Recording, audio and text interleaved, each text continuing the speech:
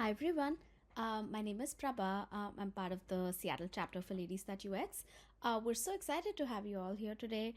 Thank you so much for joining us. I wanted to start off with a brief introduction about Ladies That UX. We're a volunteer led global community of women in UX. Our goal is to create a space for women and gender minorities in UX to learn, inspire, and support each other. Our events range from talks, panel discussions, workshops, networking events, happy hours, and hikes. We have about 25 chapters across North America. We're lucky to be in an ecosystem of UX communities across the country, with the Los Angeles, San Francisco, Salt Lake City, and the Seattle chapters bringing you this event today. We'll briefly introduce each of our chapters before we move on to the next part.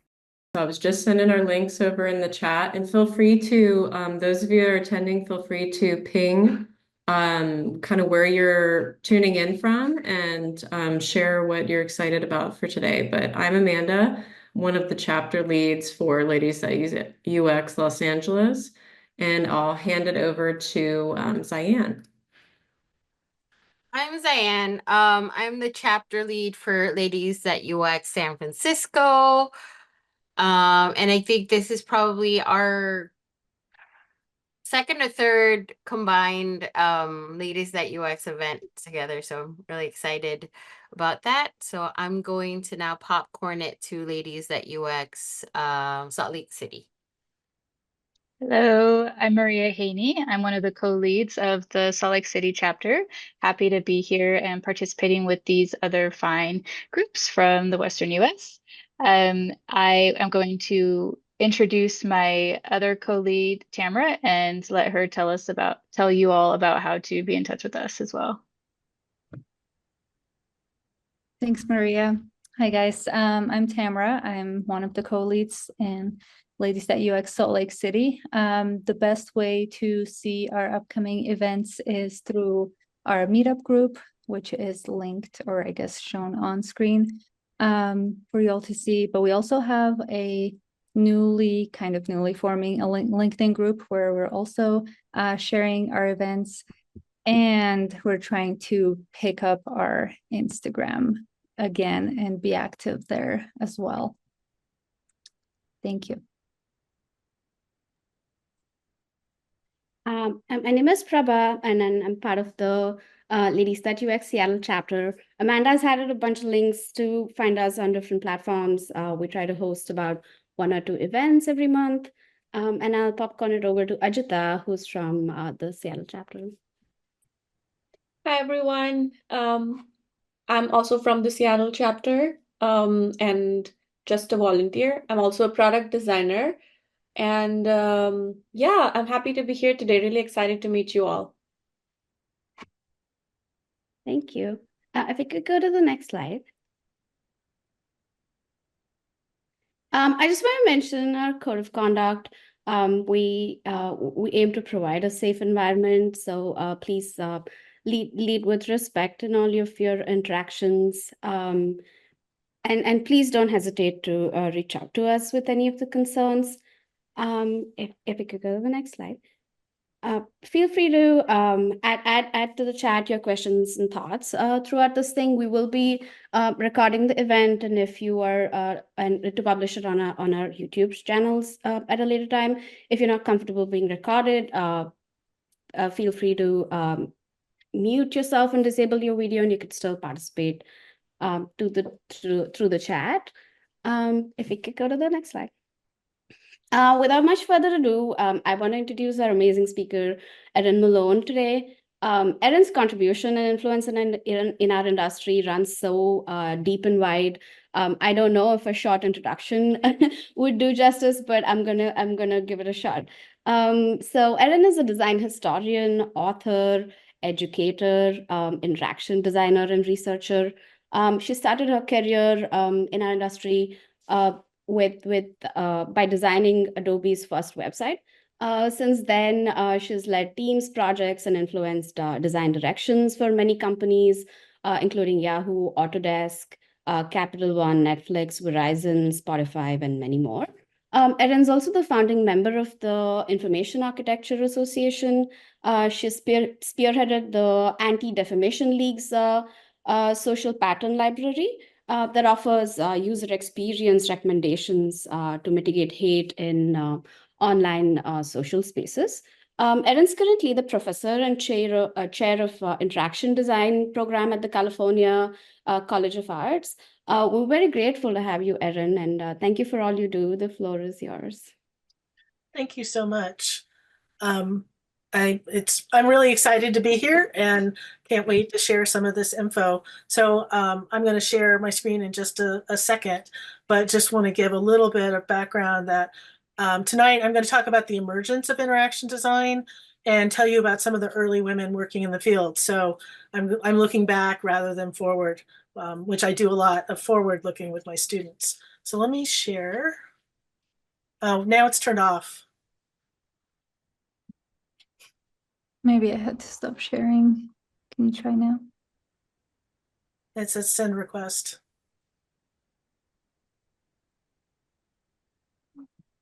Okay. Let's just make sure you can see that. Everybody can see that? It's teeny Yes. tiny. It's teeny tiny on the screen. Shoot. We can see it really big, Erin, so it's Okay. perfect. Okay, perfect. Because I want to just make sure I can see you guys too.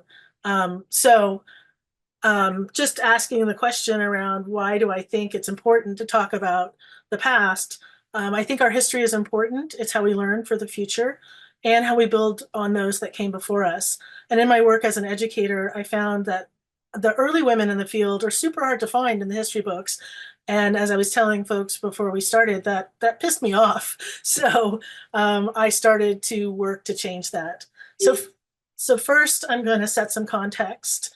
And in terms of what was happening in the culture and society at the time that I'm starting some of this information.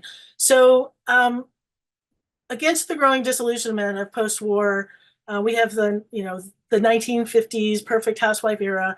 The 60s brought us the second wave of feminism. And this began in the early 1960s and lasted roughly 20 years.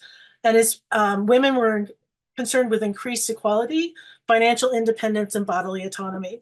And so for the first time, women really joined the workforce in large waves, and they became allowed to be independent earners. And that's huge. Birth control gave women the options for planning families and delaying marriage.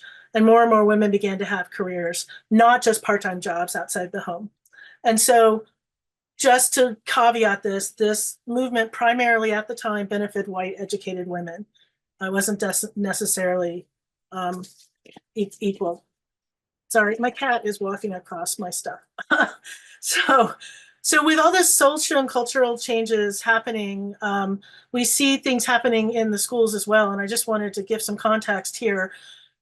These dates, this is not that far back, but up until these dates, these schools, Princeton, Dartmouth, Columbia, Brown, and Harvard, the Ivy Leagues, did not allow women. These days is when they became coeducational. And despite that, Stanford actually here in California was a co-ed, going all the way back to 1891. So I'm going to start first with, as these barriers started to dissolve, some women started to enter tech companies and they joined research labs and they worked as consultants as well as employees. And these are just some of the research labs and some of the people. And tonight I'm going to just double down a little bit and give you some highlights about Stephanie Rosenbaum and Jenny Reddish. So Stephanie Rosenbaum started her career when she founded TechEd in 1967. So this is before personal computers. And her interest in technology came about, sorry, my cat is just jumping on everything. I'll just show him to you. So, here he is. So she came to computing in high school, and there was a National Science Foundation program for high school students, and the group that was set at Columbia University was led by Margaret Mead, the well-known anthropologist, and she saw that there were these computers and this program and thought, why can't we bring these computer scientists and computers together and see if we can't teach high school kids about computers. And so Stephanie Rosenbaum was one of the people in this, and they learned Fortran. They're still kind of plugging in and it's key cards and stuff like that. And she realized after that that programming was not her thing, but she was interested in technology. So she got her master's degree and then started writing technical publications and working on computer documentation, because she saw that all those people, particularly those people who ended up going into computer programming, were not the best communicators. And so she started testing documentation and for usability, and then eventually the computer interfaces herself. She's put her company in Michigan because that's where her husband's job was. And so remember, in this era, most women had to work where their husbands, in the places where their husbands were, and they actually were not allowed to work at the same place as their husbands. And this actually worked out really well for her because she was in the heartland. She has an office in Palo Alto, but they could sell to the Silicon Valley company saying, like, you're going to get normal people, being able to test. And so over time, the company moved closer and closer to the designed products and systems. And by the 90s, they were doing website design and research, not just documentation. She became involved with CHI, began writing articles, lecturing on HCI, and she's still working. Last year, a couple of years ago, she got the Lifetime Achievement Award from UXPA, and she is considered a foremother of the usability profession. These are the labs that they built in their offices in Michigan. So another person who is known as the mother of usability testing is Jenny Reddish. And she studied linguistics in school. So, like Stephanie, very much into communication and documentation. And she'd intended to be a professor, but her husband was already working at the university, and so she couldn't get a job there. They were in the DC area. So she ended up at the American Institutes for Research in Washington, DC, right after President Carter started his plain language initiative for government forms and documentation. And the group, American Institutes for Research, are known as AIR, wrote a winning proposal along with folks from Carnegie Mellon, and to do research on why documents were so difficult for people. And documents at this time were the interface. So they called it the Document Design Project, and this is the document model, the process model for document design. I know it's really hard to read, but it is essentially like, what's the content, defining it, figuring out who the audience is, what are the tasks for them, and review and evaluate. It looks very much like our current design process. In 1979, she did found this Document Design Center in the American Institutes for Research, and she directed that for 13 years. When Reagan was elected, the plain language initiative by the government was dropped, but they started to take on some clients from outside of government. And she was approached by IBM to help with understanding the computers and the new PCs that they were developing, because IBM, up until that point had just done those computers that are the big, they take up whole rooms, and they needed to understand who their customers were and who their users were. So with that request from IBM, Jenny set up one of the first independent usability test laboratories in North America. It was not a testing center as part of a company. And they started to do work for clients like HP, IBM, SAP, and Sony. A little bit later, in the late 80s and early 90s, they were brought in by Janice James, who was the founder of UXPA, to train the teams at American Airlines on how to do usability testing, as well as other research. And they set up, gates and had agents come in to use the software, which eventually became Sabre, which eventually became Travelocity. The workshops and their testing processes became the material for her and Joseph Dumont's book, A Practical Guide to Usability Testing. And that book came out the same year that Jacob Nielsen's book on usability came out. Her book is written in plain language, though, and it's easier to read and easy to follow, and came out of the practical work that they had been doing. She also wrote user and task analysis for interface design and updated the practical guide to usability testing. So a little more context. In 1974, that was the first year a woman could get a credit card on her own without her father or her husband having to co-sign. Seems kind of crazy. So you can't talk about any of this early stuff without talking a little bit about Xerox. And there were quite a lot of women working in this, at Xerox PARC, but I'm going to talk about two today. So while most people would classify Adele Goldberg as a computer scientist and programmer, and that would be right, I am grabbing her and saying she straddles what we call UX and interaction design today, even though her background is in information sciences. She got her degree at University of Chicago, and she was working as a research assistant at Stanford. And she got involved with the special interest group in education at the ACM, like SIG-Chi, but SIG at EDU, and was doing research with kids and programming. And Alan Kay at Xerox PARC heard about her work and recruited her to work with him on the Dynabook, which is what these are his sketches, as well as to work on Smalltalk, which was the first object-oriented programming language. So she was instrumental in designing the user research with kids to test the software and to test the programming concepts, because they were trying to teach kids how to program. She also worked on Smalltalk 76 and led the work for Smalltalk 80, taking over managing that team when Alan Kay left. She led the efforts to document that programming language and all the UI components that went along with it in a set of Smalltalk 80 books. And she was the main author for the one on interface, defining the components and their use. And these are those books.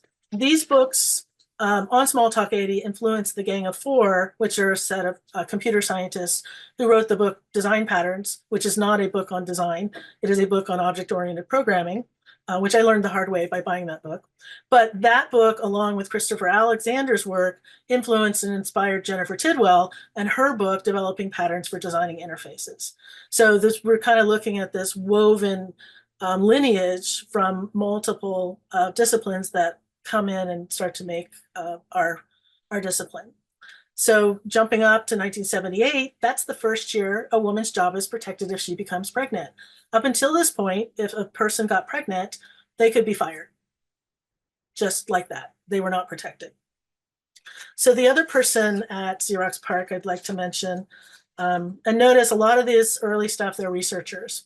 So Lucy Suchman was an anthropologist and ethnographer, and she brought those skills into HCI in her studies of Xerox technicians who worked with copier equipment.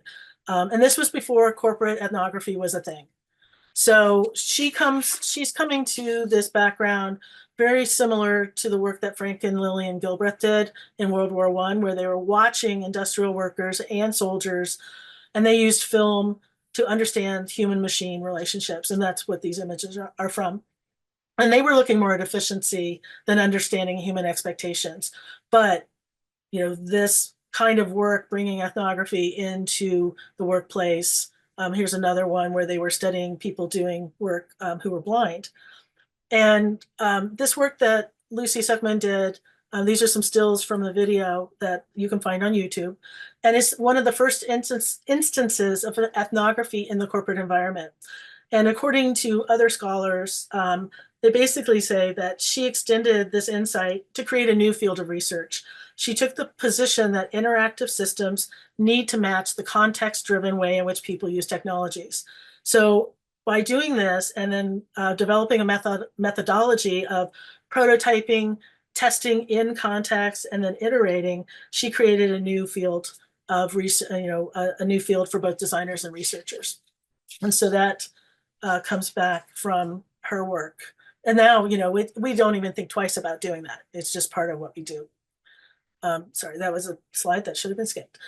In 1980, that's the year sexual harassment is declared sex discrimination. Until then, work was kind of sucky for women. At this point, there's still companies and universities where married couples cannot work at the same company. So that hasn't gone away yet. So I'm going to move on to Apple. Now we're getting into the graphical user interface and GUI. So these are just a handful of women who worked during the early years, 1984 to 1992. I don't go past 92. And I'm going to talk about two from sort of two different groups today. So Christina Woolsey She is known as the mother of multimedia. So we have a lot of mothers in this sort of, because they laid the groundwork and were the pioneers in these spaces. So she did her postdoc work at MIT, and she spent 1977 to 1978 as a visiting professor working with Nicholas Negroponte and his colleagues at the Architecture Machine Group, which is part of the MIT Media Lab. And she principally was working on the Aspen Movie Map project. And so this was a collaborative team project that photographed the entire town of Aspen to create a multimedia experience of being able to navigate and fly through the town, very similar to Google Earth today, except this was in 1978. There was, a lot of people working on the project. It was funded by DARPA. And the entire project, and so here's some more screens from, you can find this all online. The entire project was recorded to a multimedia laserdisc and is one of the earliest multimedia titles at the time. It's like one of the first. And these are some screen grabs. So you can see they also did sort of computer generated 3D modeling as well as the photography. And then this really kind of crappy UI. You can see it here. This is how someone moved through with joysticks, sitting with the laser disc, kind of moving, navigating left and right. And it's essentially the first interactive laser disc. And she was one of those people working on this. After MIT, she came back to California and was the research lab director at Atari, working with Alan Kay and Brenda Laurel, until the company shut down the research group and walked everyone out. And that was in 1984. So she followed Alan Kay to Apple and worked in the human interface group, doing early definition of UI elements, drop-downs, navigation, and windows. This is before the Macintosh is released. In 1986, she founded the Multimedia Research Lab with Sue Ann Ambron, who was an educational expert, and they created an office at South Park here in San Francisco. The art director from the HyperCard team was Christy Rosendahl, and she moved over to the Multimedia Lab and basically designed and art directed all of the titles. And they worked with HyperCard, animation, sound, video to create rich experiences specifically for education. They were looking at how can we use these tools to help change the way children learn. And they created a whole bunch of titles with National Geographic, with Lucasfilm, with the Smithsonian, with Scholastic, etc. And then she was eventually designated as a distinguished scientist in 1985. But when Steve Jobs came back to Apple, he shut down the lab. She stayed there till 1987 and then went on to do other work after that. By 1985, we saw all those schools that let women in the 70s. By 1985, half of all college graduates are women. So, people are like, yeah, we get to do this. So the other Apple person I want to talk about is Joy Mountford. And Joy began her career at Honeywell, and she was she had studied engineering psychology at the University of Illinois. So a lot of psychologists we see in these early years, and a lot of women with PhDs in these early years, because they wouldn't let anybody touch computers without a PhD. So she worked on a variety of interaction and research projects, including jet cockpits, space shuttle interactions, and everything from screens all the way to how toilets might work in space. And then, when I interviewed her, she told me that she had interviewed at Apple and she came home and cried because all they had to work with was one tiny little screen in black and white. And, she'd been working with this technology with multiple screens, 360 degrees, because there's no up in space. And, but she saw the potential and she took that job anyway. And she came to run the human interface group pretty much as Christina Woolsey moved out. So she was on the team that hired Joy. But when they started, they were just documenting and evangelizing UI components. And then they eventually turned it into a powerhouse where they were inventing things. And so one of the most well-known things that came out of her team was QuickTime. And all of the QuickTime things like QuickTime VR and stuff. And she worked on that along with designers Mike Mills and others in her group. And she hired lots of women and lots of people from a variety of backgrounds. So it wasn't just computer scientists, but artists and musicians and storytellers. They used all kinds of things. They used HyperCard to prototype new ideas, and obviously had to prototype HyperCard to create HyperCard. one of the things that came out of the group is, when the human interface group was started, it was started by Bruce Tognazzini. And the first few versions of the guidelines came from the group and they were published internally. Joy and her team made the decision and got the permission to publish it externally. So everybody could understand what the interface guidelines were and what the patterns and components would be.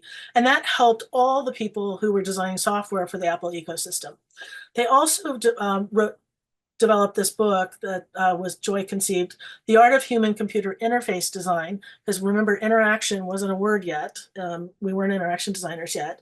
And everyone in the group contributed essays along with some outside people, and it was edited by Brenda Laurel. And this, if you can get your hands on it, it's really interesting because many of the essays still hold up, even if some of the language is a little bit, we don't use those terms anymore. Like, we mostly aren't interface designers, we're interaction designers or user experience designers, but the core concepts still hold true.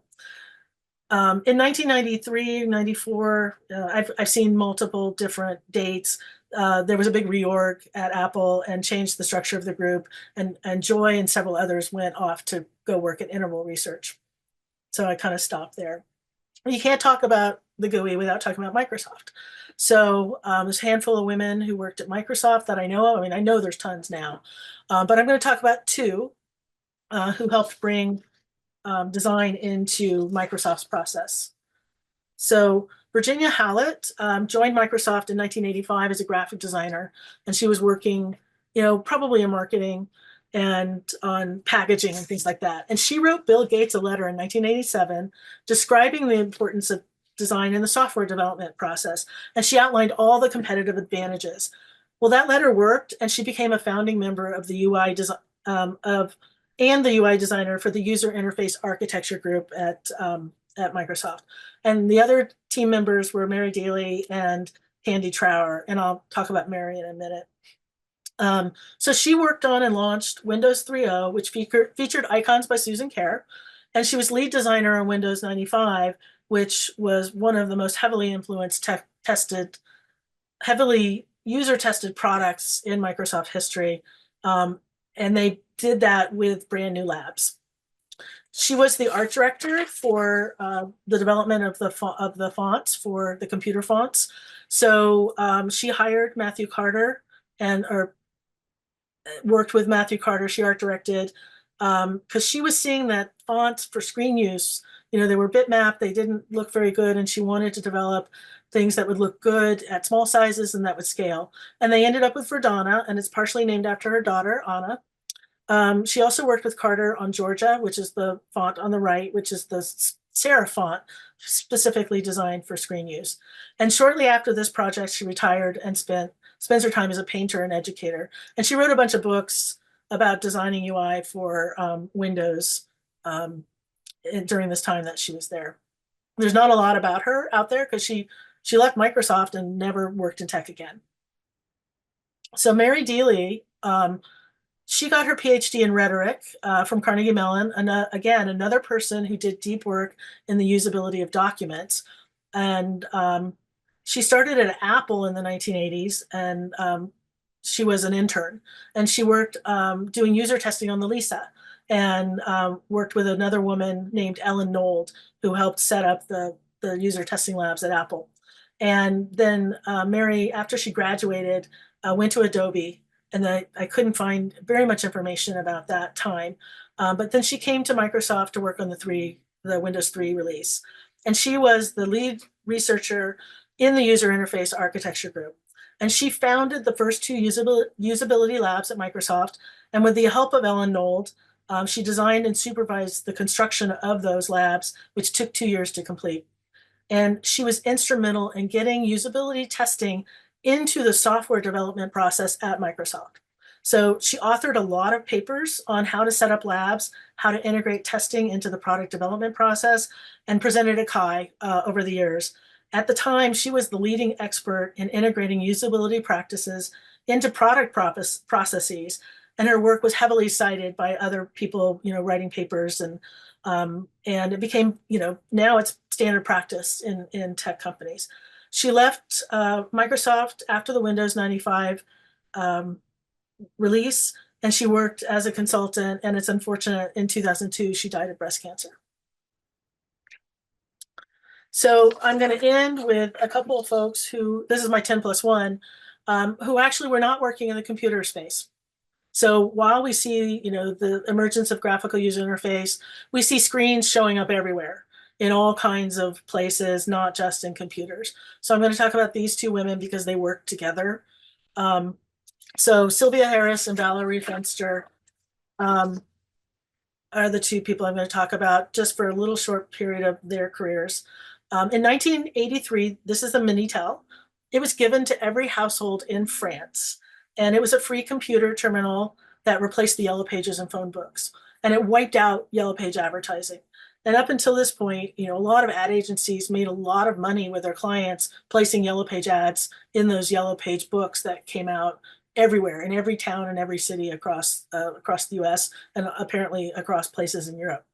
And so Valerie Finster at the time was working at Ketchum Advertising, handling clients in the Yellow Page advertising accounts. And she was asked to become an expert in e-commerce and in tools like the Minitel. So this is 1983. She became an expert in how this worked and how advertisers and companies could become part of that directory system, and was exploring how it could be used here in the US. In the mid-80s, she was working with Sylvia Harris on some print work. So she had hired Sylvia and her design firm, which was 212 Associates, which she formed with a couple of other her classmates from Yale. And they were working on, Sylvia was working on video text systems like the Minitel. She was working for Prodigy and working for Citibank, as well as doing things for Valerie Fenster. So Harris told Fenster about a job at Citibank, running the design and usability labs at the banks for the bank's ATM program. And so this is a picture of their bank usability space. They had a space built like a branch down in a building in Manhattan. And so, Valerie applied for the job, she got it, and became the client for Sylvia Harris, but also the interaction designer for the ATMs and banking products, working with Harris and as their UI partner. So the Ghost branch, they did all kinds of things. They designed, the early ATMs, all you could do was check your balances. People were scared about depositing money, depositing checks. So they worked on the tools and, the usability testing for the systems for depositing checks, for getting money, for transferring money, all kinds of banking products that we take for granted now. In 1990, the American Disabilities Act passed, and Citi took the lead in developing an ADA compliant ATM. This is also one of the first ATM products that use voice, and is one of the only ones that I could find that was documented in the design press. Harris was the art director, with the UI being done by some of her staff people. They did robust rounds of user testing with blind and low vision customers. They had people coming in with their seeing eye dogs and, helpers, as well as just on their own. And they found that in testing white icons on black backgrounds worked better for low vision customers because the black on white vibrated and caused visual stress. So these are two of the screens that were part of that. There was also sounds and tones that were associated with each different action. And that was a first as well, having this sort of multi-dimensional set. And this is in the era before Braille was on any of those machines. This project was presented at CHI in 1994 and written about in ID Magazine in late 1993, which is where I first saw this. And then one of the designers who was at 212 Associates is here in San Francisco, and he brought me all kinds of stuff that, including a printout of this, which I was able to clean up and make look good. So after a lot of that, and then we had the Sylvia Harris ended up moving. She ended up leaving 212 Associates and she ended up doing a bunch of soul searching. She was an African-American woman trying to understand if there was an African-American aesthetic to design, much in the way that there is in music and other arts and spaces. And then she started to do some work in policy. And everything that she'd learned designing screens and technology, including doing usability testing, she brought into her print work and the policy design. So she essentially created this way of doing user-centered policy design. And this is from the 2000 census. And it was the first census work that was user tested. And it was tested with about 50,000 people before it finally went out. And she was brought in because she had been doing some civic design projects with her students at Yale. And that work got shown around to the people who were doing the census, and she was brought in to lead the design for the census. In the mid 2000s, she created a group called Public Policy Lab, really focusing on civic design work. And unfortunately, she passed away in 2011. She's very, very well known in graphic design circles and pretty much invisible over here in the interaction design space. So that's because most of her work after the 80s is all print work. But this work that she did early on was really important. And Valerie Finster, after she left Citibank, she still did some work on other banking products like for Bank of America. And then she went back to school for human factors and is working in the medical appliance space now, using everything that she knew to work with in healthcare. And just to kind of wrap it back up in context, in July 1991, Clarence Thomas was nominated to the Supreme Court in the US. And in October, Anita Hill testified during his confirmation hearings that he had sexually harassed her. And this testimony was televised. And this seminal moment is about the time that we, ushering in what we now call third wave feminism. It's an era of micropolitics, and it challenges the second wave as to what was good for women. Because, the second wave focused on a lot of autonomy. And then we also have things going on because of the computers with, the subculture of young feminists focused on punk rock, politics, sex positivity, and the movement adopted names like girl power, riot girl, guerrilla girls. That's where web girls comes in, cyber girl, all these kind of terms, very activist focused. And a lot of this was reaction to Reagan's policies and the new internet and the ability for people to share and spread their message. And it's that during this time, the late 80s, early 90s, that intersectionality becomes related to feminism. That's a term that was coined by Kimberly Crenshaw in 1989. That those concepts were embraced by these women. And this last wave lasts from about 1991, 92 to 2005, when we see the social media wave perpetuated by smartphones. So just a last couple of little tidbits, trivia. So in 1991, women were allowed in open combat positions. That's when we have the Anita Hill testimony. 4 more women enter the Senate in 1992, making 6 total. Janet Reno is confirmed as U.S. Attorney, but the big one is the Family and Medical Leave Act passes. And that means that if a woman is pregnant and goes on maternity leave, her job will be safe when she comes back. Because up until 93, so now you couldn't get fired for being pregnant, but you could get fired for, going on maternity leave. So that was protected. And that's also the same year that the web was released into public domain and Mosaic was released as the first graphic browser. So that's a whole other era and set of people. So I thank you very much. I invite you to buy my book or check it out of the library and get deeper about a whole lot more people in the space. Thank you. I'm going to stop sharing. Thank you so much, Erin. That was amazing to learn. And link to Erin's work and book is in the chat. So feel free to unmute yourself and ask any questions you have for Erin, or put them in the chat. If I can start off with a question, I wanted to ask you. You mentioned when you spoke about Jenny that her husband was working at the company and hence she wasn't allowed to. Yes. Could you elaborate on what that? So he was working at the university, I believe, where she got her PhD. And, a lot of people, when they get their PhDs, they go into academia, but she couldn't work there because he was working there. And so there was that was part of sort of the nepotism laws, but it was pretty much standard practice at many, many companies that if the husband worked there, the wife could not get a job there. They would have to go somewhere else. Did it ever play out the other way around where a wife worked and the husband No, I couldn't? don't know. That's it.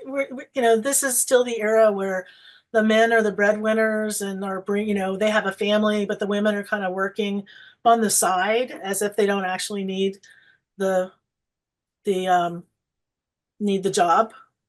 The attitudes have changed a lot, but not as much as we think. I ran a survey while I was doing my research, asking about all the bad things because I'd gotten feedback in my peer review that all the stories were so positive, and I was like, well, people are going to share their wins. They're not going to share all the fights, although I did probe and ask about challenges. But the survey, because it could be anonymous, people really shared. And even today, it is very difficult, for someone to get hired in if their spouse works there. Now, it's different if they are both working there and meet and get married. That I think that's less of an issue.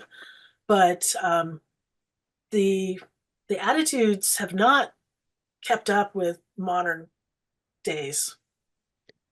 We had another question just come through the chat, and also want to dovetail back to that one about ethnography. But a question we just had, speaking of the topic of male versus female, if we look at 93 through 23, let's say, how would you say the interaction field is in terms of being male dominated to date? It is still very male dominated. In the book, I have a section on leaders with a lot of stats because I mined the Department of Education stats going all the way back and coming forward to see to understand who was in computer science, because our discipline evolved out of engineering and programming and software design, and looking at the numbers, and this I talk about in the book as well, that the numbers of women in computer science grew to be in the majority until a certain point, and then it started dropping. And researchers don't really know why. And I posit that once they started letting people without PhDs touch computers, there were all kinds, and this is why it's called In Through the Side Door, is that all kinds of other disciplines who were interested in technology, psychologists, linguistics, graphic designers, industrial designers, all the other people now have a way to get in and work in what was called the softer side of software design. And so we didn't study computer science.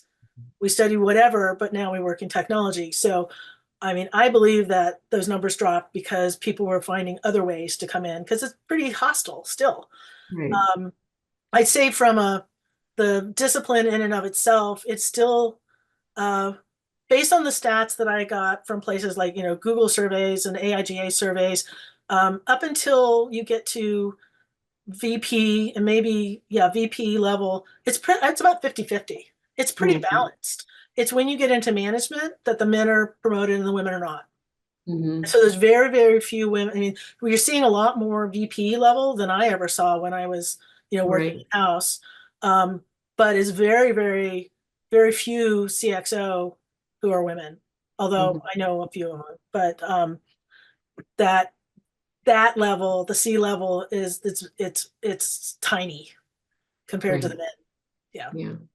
Another question we had earlier during your chat, specifically when we were focusing on that lovely, research technology ethnographer, bringing those contextual inquiries, field studies into the workplace. We have a graduate student who's focusing on this kind of notion of ethnography and tech.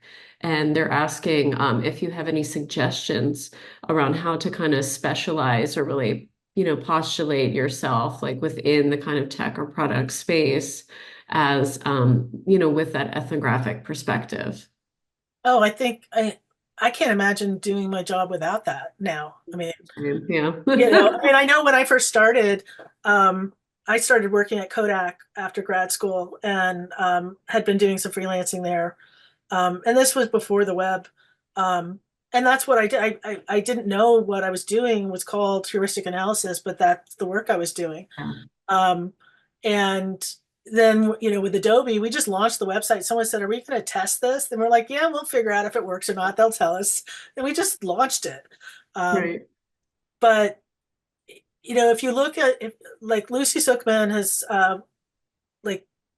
a lot of writings about this. Her dissertation was turned into a book, and her career has done. She did a lot of that, bringing it, and I think a lot of writing and a lot of sharing through Kai. So um, I think it's that background. I think it puts someone in a really good position to work in this field. Mm-hmm. And Wonderful. designers who study, I mean, we try to teach our students in the interaction design program, but a lot of us who are teaching, we come from graphic design, or now graphic designers do user research. They didn't do it when I was starting. So I think it's all for the better. Absolutely. I agree. We have another question that came through, more so talking about holistically, or sort of like dovetailing back a bit for you in terms of your own process and approaching this topic in general. How did you go about finding these women, and what did you where did you decide, like, this is where I'll, kind of milestone, I'll pin right here and then go to here, and how'd you go about collecting that information? I know that's a double-barreled question. It is. And it's so funny because I gave a talk 2 weeks ago that actually talked about that for Make Sense Mess, the Make Sense Club that Abby Covert runs. Oh. And I started out thinking I was going to go from, as early as I could find um, up until now. With all people doing all sorts of amazing things with AI, and with really looking out for trying to decolonize and decenter the practice. And over time, particularly because of a word count contract, I had to cut and cut and cut. And then I got to a point where I realized that I needed to stop at the book stops at really about 2012 in terms of the major cultural stuff, because anything after that is still kind of really new and still kind of playing out. So I go up through 2012. And in terms of like cherry picking, I mean, I started out by just reaching out to people I knew. I also put notices out on all the social media, like, if you had a book on interaction design women, who would you expect to be in there? And I ended up, even though, so I ended up cutting some people who people would expect. They're on the website. I everybody who I ended up having to cut, for word count and for flow. I've been publishing on the Women of IXD website, and I just cold called people, reached out on LinkedIn. I met Abby Dawn that way. I had email conversations with Christina Woolsey and with Gillian Crampton Smith. I know people who know people, and and I've worked in Silicon Valley for almost 30 years. So it is definitely very US focused. And it is tied, obviously at the beginning, to these research labs, which a lot of them were in Silicon Valley, but also, MIT and Bell Labs and stuff on the East Coast, with some stuff coming out of University of Michigan and University of Illinois. So that's where kind of the pods of people are from. And I dug into, who founded Kai, who founded UXPA, who founded this, and then reached out to people like, hey, do you know this person? Can you introduce me? And everyone I interviewed about 55 people, gave me names of other people. And sometimes they responded and sometimes they didn't. I got a lot of no answers from people because they're like, probably like, I don't know who you are, or your email went into spam or whatever. But it was, and it was long and circuitous and iterative. And I think I'm probably going to take the video from the Make Sense Mess. I have the permission to push it publicly on my website, so I think I'll put that out there, because it does, if you're like into spreadsheets and categorization, it's like gold. It's like candy. Totally. Love it. And then is there any, just my own personal question, is there any process or like prospects or thoughts around, second or future editions where we build off of, the 90s and beyond, like current day? Oh, I would love that. I also think there needs to be just a straight history of interaction design. As I teach that I've been teaching that for a couple years now, maybe 3 or 4 years now, 3 years. There's pieces, but there's not an encyclopedia kind of thing. So I've been collecting stuff, as I do my research, even if it didn't have anything to do with the women. I also have a giant hard drive full of references and resources and papers written by hundreds of women, because I PDF'd everything as I found it, whether it was, except for stuff out of books. Those I just have index cards because stuff was disappearing while I was researching. Right. And so I just was PDFing everything. Mhm. And I have this hard drive full of stuff I'm not sure what to do with. Yeah. Amazing. Wonderful. Well, does anyone else have any additional questions for Erin or something that came to mind through the Q&A they'd like to bring forward or send in the chat? I have a question. So Erin, I want to know, I know there were many turning points where policies and regulations kind of changed the landscape for women. But was there one that was significantly more impactful than the other? Well, there was a huge influx with the policies that in the 70s with the ability with birth control coming online and the ability for women to have their own financial credit cards and checking accounts, because up until that point their father or their husband had to sign off for things, so there was no autonomy. And a woman might go to college, but the goal was to get married. And I think those two things, being able to put off having children or to plan having children and to control your own finances, that's when we see a huge influx of women with careers, not just a part-time job. Mhm. And I think the protections around pregnancy and maternity leave in the late 80s and 90s also is another point. Where people could be mothers and still have a job and still have a career and not have to abandon and just come back 10 years later when their kids are in school. Yeah. From your experience and learning all of these women and their journey where they were trailblazers in such a male-dominated industry, they must have taken an incredible amount of courage. What lessons could we take away from them about how we can influence our world today? So I think one of the things that I saw that was consistent across people was that really driving sense of curiosity and really in that problem solving and really want to figure things out. And I think if you're that type of person and are really driven around that, then I think people appreciate that and respect that. I mean, there's all the other politics that people have to live through in the workplace, but I think that drive to always be figuring out, what makes people tick, what makes the technology tick, how do they work together, how do we make it better? I think that is what made so many of these women have good, long, successful careers. And of course, like many of us, they change jobs every few years because it gets boring after a while, or the company shuts down or whatever. But there's still interesting stuff going on. Right. Thank you. Does anyone else have any questions? What's your kitty's name?